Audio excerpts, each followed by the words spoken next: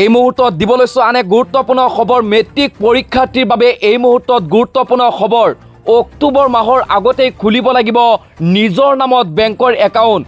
Lakh lakh matric পৰীক্ষাৰ্থীৰ বাবে এই মুহূৰ্তত জৰুৰী খবৰ। প্ৰতিগৰাকী মেট্ৰিক পৰীক্ষাৰ্থীৰ বেংকৰ একাউণ্ট খোলাটো বাধ্যতামূলক। পত্ৰ পূৰণৰ সময়ত দিব লাগিব নিজৰ নামত থকা বেংকৰ একাউণ্টৰ তথ্য।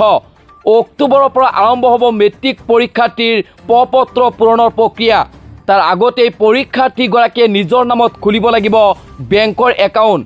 জাননী জাৰি কৰিলে অসম ৰাজ্যিক বিদ্যালয় শিক্ষা পৰিষদে। বিদ্যালয় পৰিদৰ্শকৰ জৰিয়তে বিদ্যালয়সমূহৰ প্ৰধান শিক্ষকলৈ এই নিৰ্দেশ জাৰি কৰা হৈছে। এই ডাঙৰ খবৰ পুনৰ জনাইছোঁ। মেট্ৰিক পৰীক্ষাৰ্থীৰ বাবে এই মুহূৰ্তত অত্যন্ত গুৰুত্বপূৰ্ণ খবৰ। অক্টোবৰ মাহৰ আগতেই নিজৰ নামত খুলিব লাগিব বেংকৰ একাউণ্ট। লাখ লাখ মেট্ৰিক পৰীক্ষাৰ্থীৰ বাবে এই মুহূৰ্তত জৰুৰী খবৰ।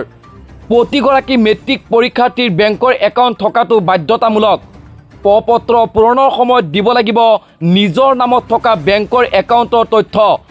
অক্টোবৰ মাহৰ পৰা আৰম্ভ হ'ব মেট্ৰিক পৰীক্ষাৰ্থীৰ পত্ৰ পূৰণৰ প্ৰক্ৰিয়া। তাৰ আগতেই নিজৰ নামত পৰীক্ষাৰ্থীগৰাকীয়ে খুলিব লাগিব বেংকৰ একাউণ্ট। জাননী জাৰি কৰিলে অসম ৰাজ্যিক বিদ্যালয় শিক্ষা পৰিষদে। বিদ্যালয় পৰিদৰ্শকৰ জৰিয়তে বিদ্যালয়সমূহৰ প্ৰধান শিক্ষকলৈ এই নিৰ্দেশ জাৰি কৰা হৈছে।